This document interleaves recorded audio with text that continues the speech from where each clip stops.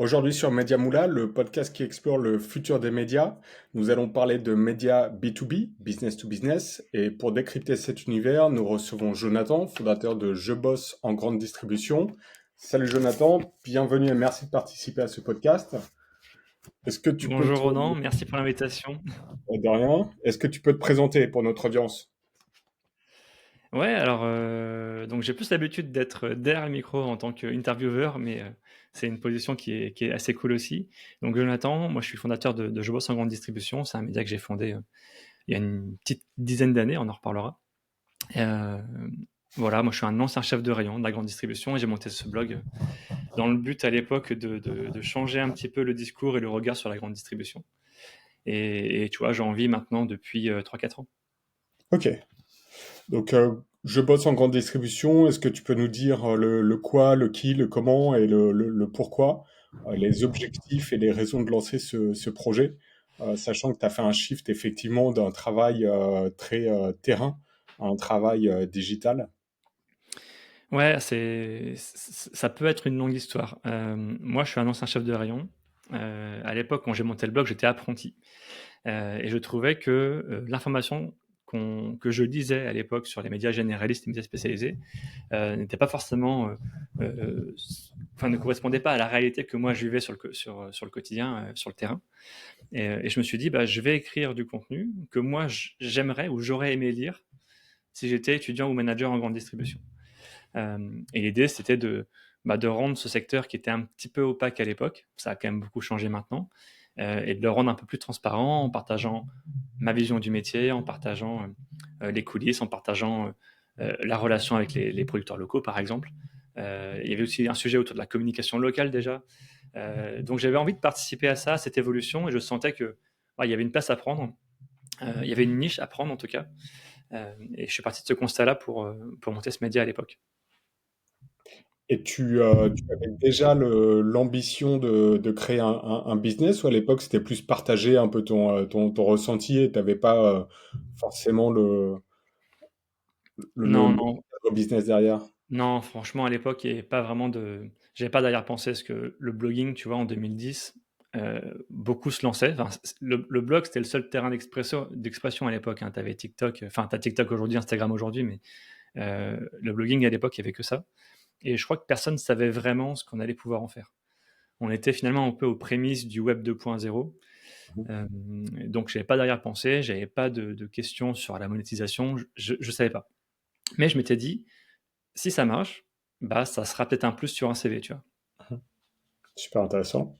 Et ce qui frappe le plus, moi, quand j'ai découvert ton site, c'est la quantité de contenu. C'est le fait à quel point, en fait, il est ultra complet.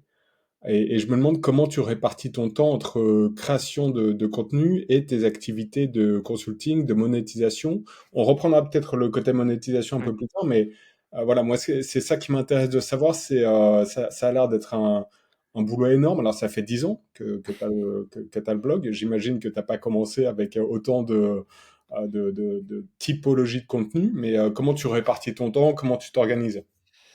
Alors, j'ai pas l'impression de produire énormément, tu vois? Quand je compare avec d'autres médias traditionnels sur le secteur, je dois être à peut-être à 2-3 articles par semaine, grand max.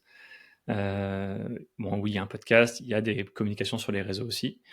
Moi, grossièrement, ça va peut-être surprendre, mais je passe pas tant que ça de temps, sur la production de contenu. Moi, je découpe toujours mon agenda en 2. Le matin, c'est toujours pour, l'activité de conseil. Donc c'est là où je passe du temps à coordonner mes freelances, rencontrer mes clients, faire du contenu, enfin créer du contenu pour mes clients, faire du sous-titrage, de la vidéo, du montage, et cetera. Et l'après-midi, c'est toujours réservé au contenu du média. Donc ça peut être je peux y passer 1 heure à 3 heures par jour, que ce soit pour monter, faire un podcast par exemple, écrire un article, faire de la veille sur les réseaux sociaux. Mais tu vois, selon les jours, ça peut être, ouais, 1 heure à 3 heures. C'est pas si énorme que ça. Enfin, ça paraît de l'extérieur peut-être énorme, mais en vérité, je suis bien organisé et pour moi, c'est un peu ma récréation, tu vois? Moi, j'adore ça, créer du contenu. J'écris assez facilement maintenant, ça fait quand même quelques années que j'écris, donc j'ai quelques facilités. Donc voilà, en gros, le matin, c'est client, l'après-midi, c'est contenu. Quand tu parles de clients, ce sont tes clients en consulting ou tes clients, par Oui. exemple, pour des OPS, pour des opérations de sponsoring, de... Ouais, quand je dis client, c'est vraiment client, conseil principalement. Donc on accompagne notamment pas mal de points de vente, dans la création de contenu, tout ce qui tourne autour de la communication locale, de la stratégie en communication locale. On accompagne des points de vente, mais on accompagne aussi maintenant, tu vois, des filiales, des centrales régionales, des enseignes sur le sujet. Donc ça, c'est tous les clients, conseils que j'identifie là-dedans. Ok.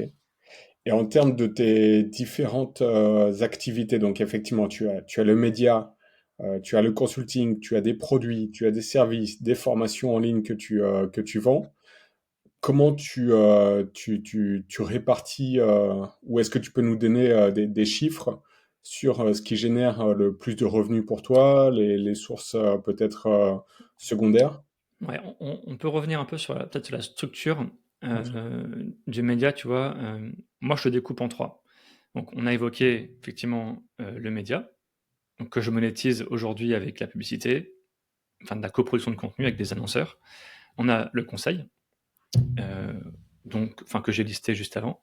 On peut rajouter une troisième brique que moi j'appelle, c'est pas un terme marketing, très utilisé, mais les transactions dématérialisées, c'est-à-dire, des formations en ligne, le membership sur le site, des contenus, des livres blancs, payants, pas payants. Ça c'est une 3e brique qui est assez intéressante.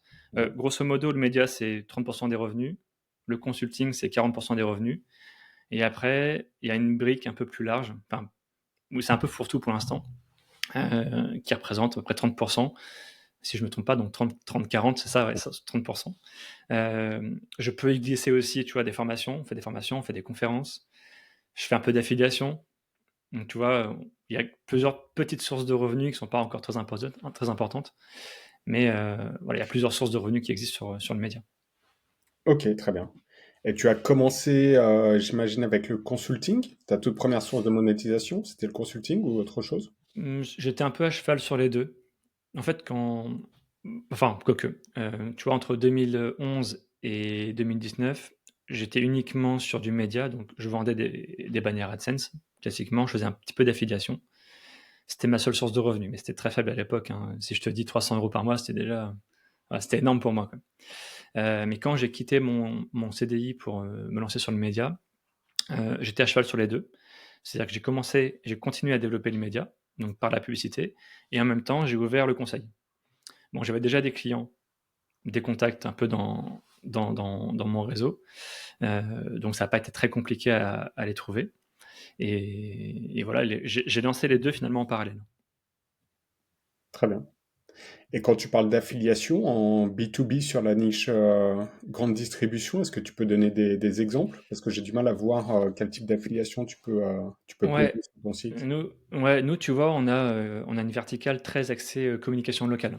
D'accord. En plus, moi, c'est mon job parce que j'ai bossé en tant que social media manager à Ouest France, donc j'ai cette brique marketing social media et je me suis dit: «Bah, comment je vais faire pour, apporter cette compétence à la grande distribution?» Donc on fait du contenu sur une verticale très précise et on peut mettre en avant des solutions du marché, des solutions de programmation, par exemple. On va pas tous les citer, mais tu as Agorapulse, tu as Swello qui proposent des programmes d'affiliation. Voilà, typiquement ce genre de choses. On met en avant des fois des livres aussi, des lectures. Mhm. Bon, c'est de la commission toute simple, hein, sur Amazon, ça fonctionne aussi. Voilà le type d'affiliation qu'on propose. C'est pas des gros budgets, hein, D'accord. c'est pas des gros revenus, hein. Donc ce n'est pas spécifique forcément à ta thématique de grande distri. Pas forcément, non, Quelque non, chose qui peut s'adapter dans différentes niches B2B. c'est ça. Alors après sur l'affiliation, on est en train de s'ouvrir, à la génération de leads. Alors je sais pas si on peut le mettre dans la même case, tu vois? Mhm. Mais on vend de la mise en relation. Ok, Voilà. C'est des choses qu'on est en train de tester avec des résultats assez intéressants, donc tu vois, on facture uniquement aux leads générés, aux clients. Et on a des taux de conversion, tu vois, là, en ce moment de 80 quasiment. C'est ok. plutôt hyper cool. Mise en Enfin, hyper relation, cool pour les clients. bien sûr. Mise en relation, par exemple, tu peux donner un exemple, un cas concret? Tu vois, là, il y a une startup qui travaille sur, toute la partie quart nord-ouest de la France, qui propose une solution pour développer le rayon textile avec une box de vêtements en seconde main. Donc lui, il a pas la force commerciale aujourd'hui, pour pouvoir, être partout et prospecter tous les magasins. Donc nous, on a fait du contenu pour lui et on a intégré un formulaire dans la publication, voilà, pour, collecter justement les potentiels intéressés par la solution. Voilà. Mais tu vois, voilà, on a des bons retours. Juste pour lui, on a fait à peu près 50 contacts. Mmh. C'est pas Oui, mais inintéressant. ouais, pour une boîte qui se lance même, ça peut être un facteur déterminant, hein. Je pense, ouais, je pense qu'on a une solution intéressante et on a d'autres demandes, tu vois, en ce moment, voilà, beaucoup de curieux qui sont intéressés. Mmh. Ouais, ça complète la force de vente à mon avis ou même ça peut commencer, ça peut aider, à se lancer pour une startup, ouais. Super. Et j'ai l'impression que tu testes beaucoup de choses. Souvent, les boîtes B2B, elles sont très concentrées sur des sponsoring ou sur ils vendent des événements. Donc, le média, c'est juste une porte d'entrée ensuite pour faire la promotion de leur événement. Toi, j'ai l'impression que tu es très curieux de tester plusieurs choses. Ouais. Tu as un process là-dessus. Tu te dis, OK, ce nouveau trimestre, je dois trouver une nouvelle source de revenus ou c'est juste que tu aimes bien tester de nouvelles choses et regarder comment ça réagit? Ouais, ouais, je suis curieux de base. C'est ma qualité, mon défaut, je sais pas, mais je suis curieux de base. Donc je regarde beaucoup ce qui se fait aux États-Unis notamment, OK. les bonnes pratiques et en fait, j'aime bien, ou plutôt j'aime pas suivre les autres. J'aime Mmh. bien faire différent. Quand les annonceurs viennent nous voir, ils savent qu'on a une offre différente et différenciante. On n'est pas uniquement sur une pleine page dans un magazine, tu vois? On propose des packages à prendre ou à laisser, mais voilà, on a une diversification des formats, on a un ton qui est assez particulier, et à nos annonceurs, en fait, on est quasiment les seuls à faire de la vidéo, on est quasiment les seuls à faire des podcasts, et on peut facilement faire des couples de packages de contenu, tu vois? Ça plaît bien. Super. Et justement, une bonne transition. Tout à l'heure, tu parlais de médias traditionnels versus les nouveaux médias. Ouais. Que tu peux faire la distinction pour notre audience et expliquer comment toi tu vois ça et pourquoi tu te positionnes en tant que nouveau média, alors que finalement sur une industrie peut-être un peu, comment dire, comme la grande distribution qui peut-être est pas très innovante sur le digital. Corrige-moi hein, si j'ai faux, mais est-ce que ça vaut pas le coup finalement de rester sur du traditionnel parce que ce sont les clients veulent du traditionnel? C'est une vraie bonne question. Moi, tu vois, si on parle des médias traditionnels aujourd'hui, donc il y a LSA, il y a Linéaire qui sont des grosses structures, hein, qui LSA, je crois qu'ils ont 60 ans Mm. d'existence. Enfin, c'est énorme, hein, on ne se rend pas compte, mais quand un média s'est lancé aussitôt et est encore là, c'est cool. Nous, de toute façon, on fera pas le poids financièrement face à ce genre d'entreprise parce que ils ont déjà une base de données que nous, on n'aura jamais. Euh, Ils ont ce poids du papier qui t'apporte quand même une autorité dans ton secteur d'activité. C'est même devenu un peu des boîtes d'événementiel, hein. Ils arrivent à faire beaucoup d'événements à l'année, sur différentes niches. Nous, à notre échelle, on n'est pas capable d'en faire autant. Bon, déjà, si on en fait un, c'est pas mal. La plupart d'entre eux, ils en font au moins 3, 4, 5 par an, quoi. Mm. Et puis moi, j'ai pas la force, tu vois, même de recruter, enfin, d'avoir une équipe solide derrière moi, quoi. Enfin, pour l'instant. C'est des projets en cours, mais voilà, ça prend du temps. Mhm. Parce on n'a pas levé de fonds, on s'autofinance, tu vois, donc on n'a pas un grand groupe média derrière nous. Euh, donc eux, ils sont encore sur ce format papier qui fait partie de leur source de revenus, bah, un petit peu comme à l'époque, moi j'ai connu à Ouest France, on a ce poids du papier, et il y a une bascule qui est à faire vers les nouveaux supports, les nouveaux outils. Moi, un de mes enjeux, une de mes principales missions, c'était d'emmener les gens vers le numérique, et l'abonnement numérique. Et donc ça passait par une communication sur les réseaux, le traffic management, l'acquisition. Enfin, je ne te fais pas le détail, mais c'est hyper large. Je pense qu'eux n'ont pas cette expérience, cette agilité pour le faire aujourd'hui. Euh, et ça, c'est notre différence. C'est qu'on fonctionne un peu comme une startup finalement, c'est qu'on est très agile. On peut prendre une décision le matin et le mettre en place l'après-midi, tu vois. Mm. Bon, je caricature, mais c'est presque ça, quoi. Et puis je suis assez réactif. En tout cas, moi, je maîtrise assez bien les outils aussi que j'utilise, donc je peux faire des choses assez rapidement. Euh, et donc on a cette différence entre nous, on est agile face à des gros paquebots en face, qui sont LSA linéaire par exemple. Mm. Super intéressant. Et je suis tombé sur... T'es pas mal actif sur LinkedIn. C'est comme ça que je t'ai découvert d'ailleurs. Et Ok, récemment, il y a environ une semaine, tu as partagé un post sur la création de contenu sur LinkedIn, où tu t'es mis à fond sur ce réseau en 2024. Et ouais, tu expliquais comment créer un personal media. Et c'est un peu ce que tu expliques, un linéaire, il n'y a pas vraiment il n'y a pas un personnage derrière, il n'y a pas une personne qui représente linéaire. Ce sont des journalistes qui sont certainement très connus pas dans la forcément. niche, pas forcément. C'est le gros défaut, tu vois. Moi, c'était un sujet aussi à Ouest France à l'époque. C'est qu'effectivement, il y a une autorité, la notoriété du média, mais si on demande aux gens, est-ce que vous connaissez le nom d'un journaliste? Personne ne sait répondre. Ok. C'est peut-être un peu moins flagrant, tu vois, sur l'équipe. Sur l'équipe, tu as Vincent Dulic, par exemple, enfin, tu as quelques personnalités que tu peux citer. Je pense qu'au Monde, peut-être que tu peux avoir peut-être un ou deux éditorialistes que tu peux citer. Mais quand tu parles de presse locale, presse nationale, je Hmm. connais personne qui pourra citer un journaliste. Et ça, c'est la différence aussi des nouveaux médias, c'est que c'est souvent très incarné quand même par leurs fondateurs. Heu, bon, il y en a beaucoup, hein, tu vois? Je prends Le Crayon. Oui. En ce moment, je sais pas si tu les connais, ils sont assez visibles sur LinkedIn. Créapils aussi, que moi je suis beaucoup avec Maxime Delmas. Tu les gars de J'ai un pote dans la com, qui sont assez visibles aussi. Il y a cette notion, voilà, heu, de devenir aussi une personne, enfin de développer sa personnalité pour entretenir son média. Et moi, c'est un truc que j'avais pas fait, parce que historiquement, la personne qui était derrière Je bosse en grande distribution était assez cachée. Et c'était un choix de ma part, c'était aussi entretenir une part de mystère, tu vois? Mhm. Et j'étais même pas forcément à l'aise, tu vois, à prendre la parole en tant que personne. Mais je me suis pris au jeu là depuis le début de l'année, et donc je suis beaucoup plus actif effectivement sur le réseau social et j'ai pris une stratégie, non pas de personal branding, qui pour moi consiste, à trop se mettre en avant, à parler que de soi, mais plutôt de personal media qui consiste plutôt à utiliser son audience pour parler des autres. Et je suis beaucoup plus sur le fond que sur la forme, enfin en tout cas, j'espère. Heu et ça marche plutôt bien et pour moi, c'est même l'avenir, à mon avis, de la création de contenu. C'est que, raconter des histoires, enfin savoir les raconter, savoir, relayer de l'info avec une analyse, pour moi, c'est la clé pour être visible demain sur LinkedIn. Mieux que le personal branding à mon avis. J'en parlais avec le premier invité du podcast hier, que j'ai enregistré hier, qui a également utilisé le personal branding pour lancer son média et son e-commerce. Ouais, Et il partageait aussi certaines frustrations et certaines limites. Euh, et on voit beaucoup, en fait, même sur YouTube, il y a beaucoup de créateurs qui, au bout d'un an, 2 ans, ils sont complètement rincés, ils sont en burn-out.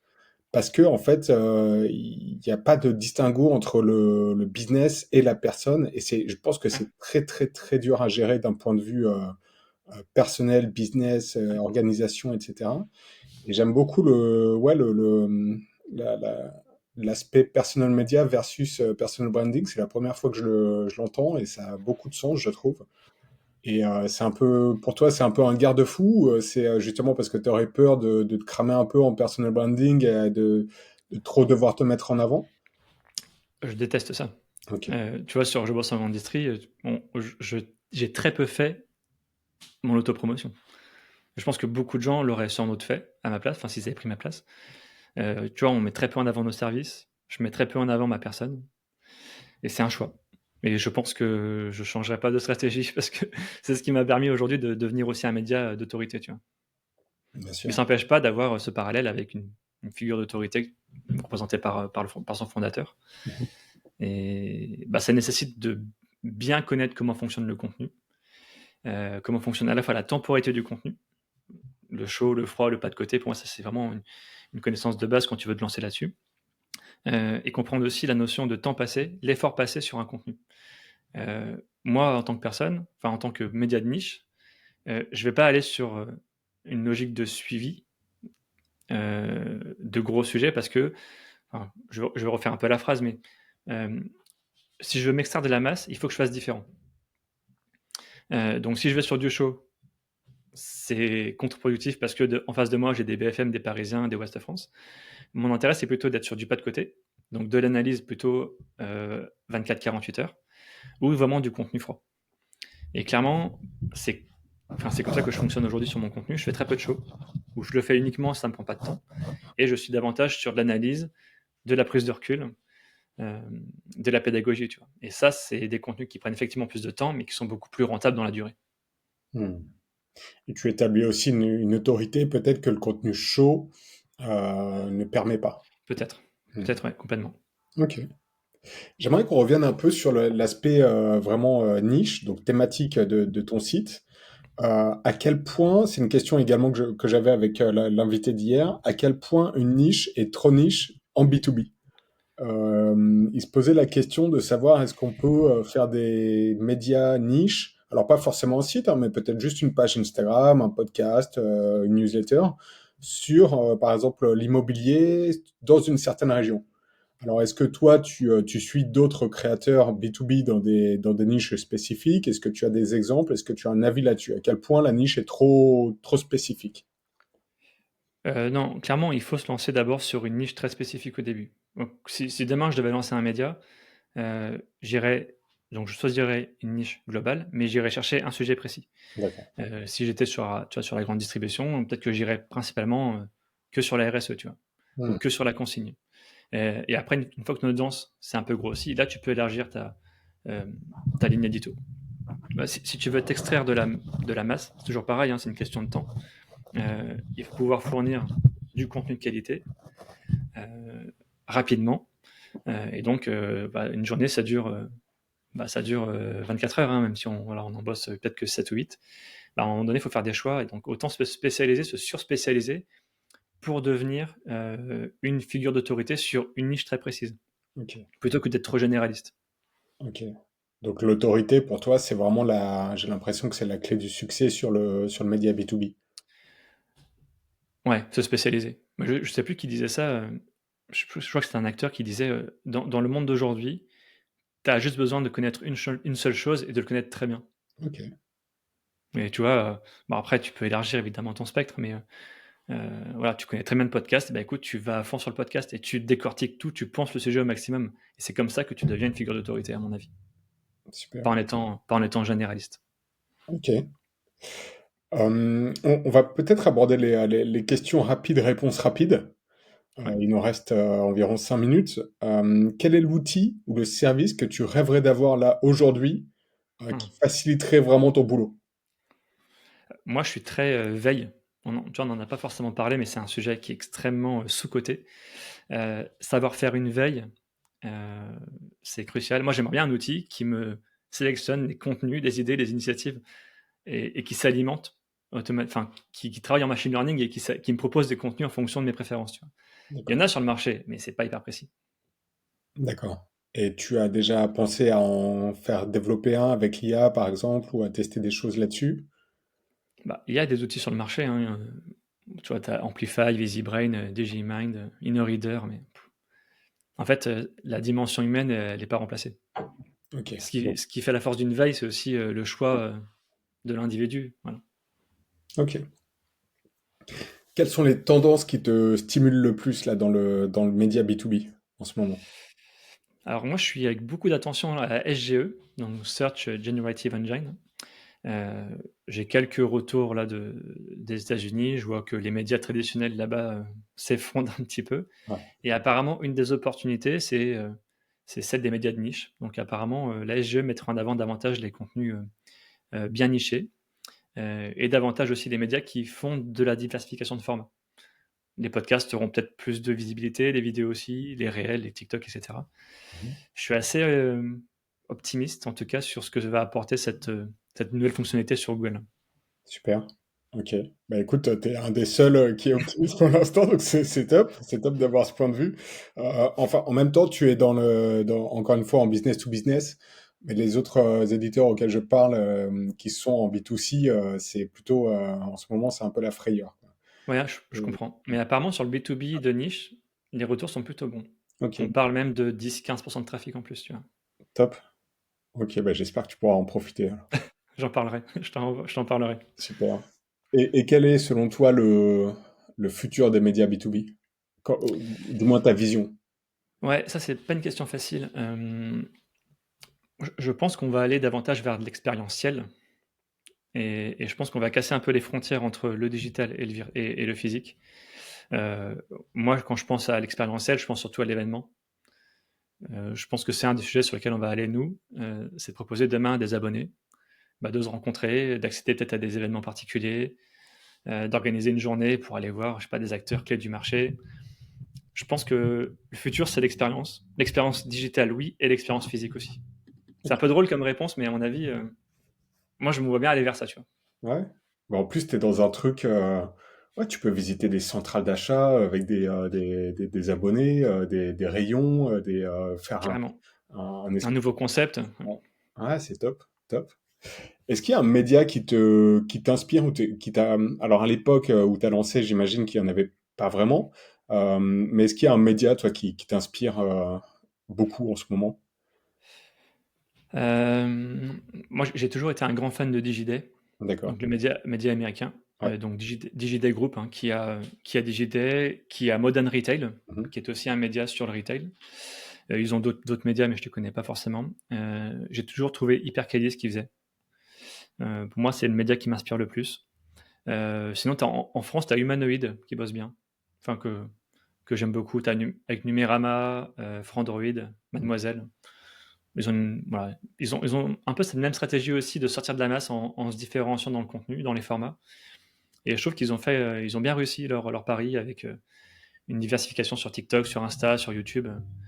Je les trouve vraiment très bon. Ouais.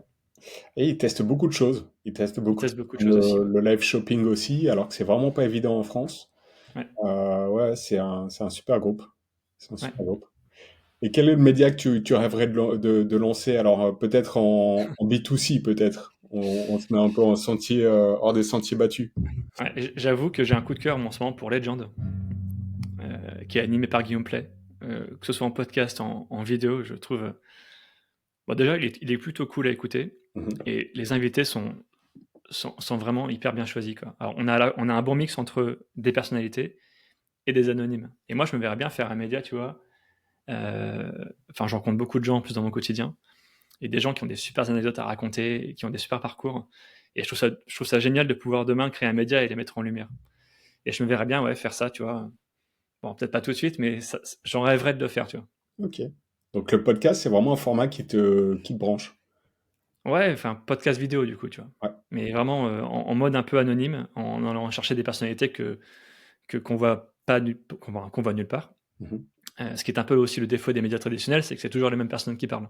Mhm. Et c'est aussi la force de ce qu'on fait que je bosse en grande distribution, c'est qu'on donne la parole bah, à des personnes autres que des dirigeants d'enseigne, que ce soit le manager, l'hôtesse de caisse, le responsable RSE, tu vois.